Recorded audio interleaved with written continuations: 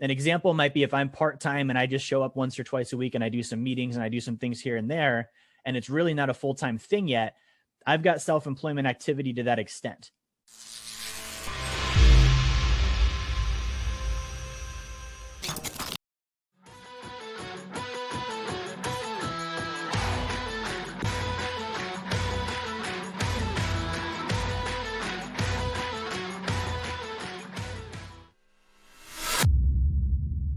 There's so many things that as an entrepreneur, if I've got that entrepreneurial pulse, I'm probably going to be spending money on anyways, regardless of whether I'm in Plexus or whatever. It's going to be just things I do in my life. And by quote unquote living in my business, I can take those things that I was going to do anyways, make sure that on paper and in real life, they're affiliated with this self-employment activity, and then be able to increase my deductions. Okay. And by doing that, again, that lowers that profitability, that lowers that tax bill. And it's not new money that I'm spending at this point in time. We're really looking for old money. What was I spending already that wasn't associated with my business that could be legally, and it could be documented as such so that it reduces my taxable income? Okay. So on this note here, I put here, entrepreneurs, we really do have the #1 tax advantage per the tax code. It's very hard to get the same deductions as a self-employed person, as a business owner versus somebody that's just a W-2 employee. Right? Like when I do tax returns and we help our clients with this, I almost feel bad for the people that are only W-2 because they're missing out on so many opportunities to write off stuff that the self-employed person has.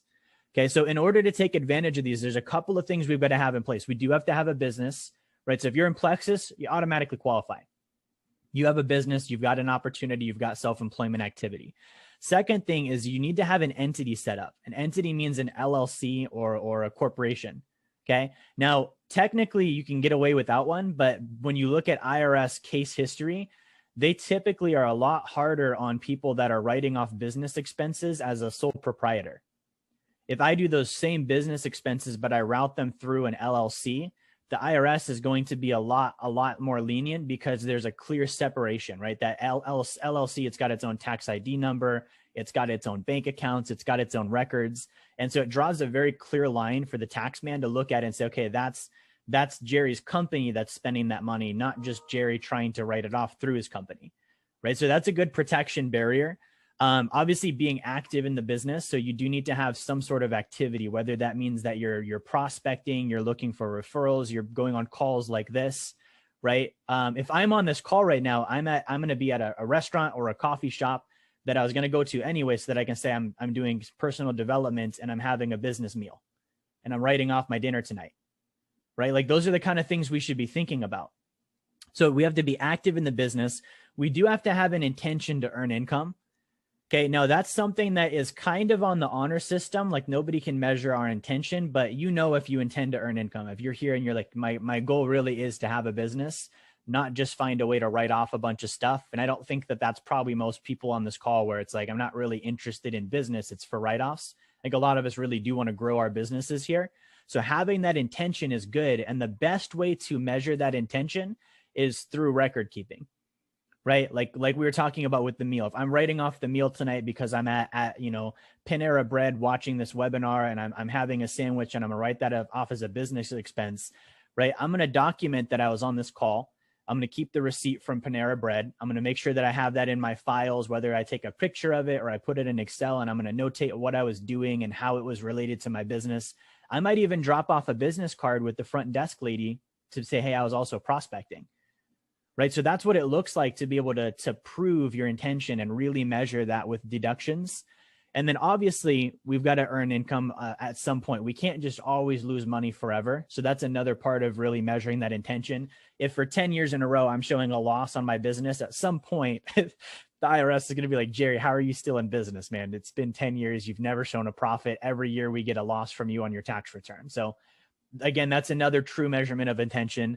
And then finally, it comes down to having deductible business expenses, having a home office, having expenses that can prove that I am out there working the business, even if I'm not good at it yet. I might lose money the first 3 years or the first 4 years. I might not make a profit at all. For me, in my business, I wasn't profitable for 3 or 4 years. Okay. I was a part-timer that got started up, and then I slowly built it up to the point where it was full-time for me, but I still did have those business activities.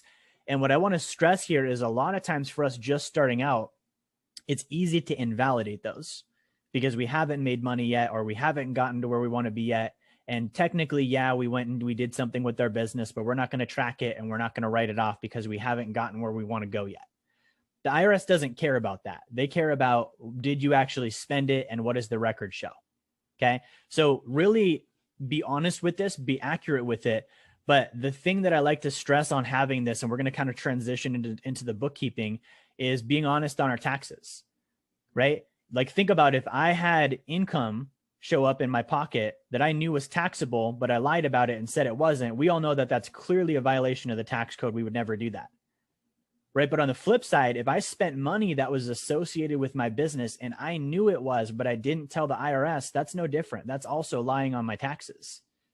I don't get any financial benefit for doing that. Like I end up paying more in taxes, but it still was a business expense. And I should have the same level of integrity with writing off my expenses as I have with reporting my income, because those are both real life transactions that did happen.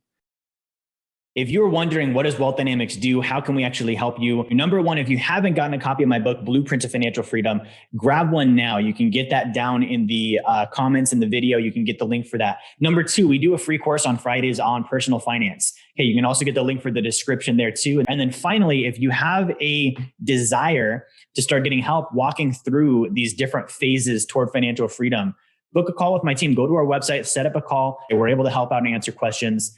That's how we can help you. Thank you for watching. Like, share, subscribe. Make sure you turn notifications on, and I will talk to you guys on the next video.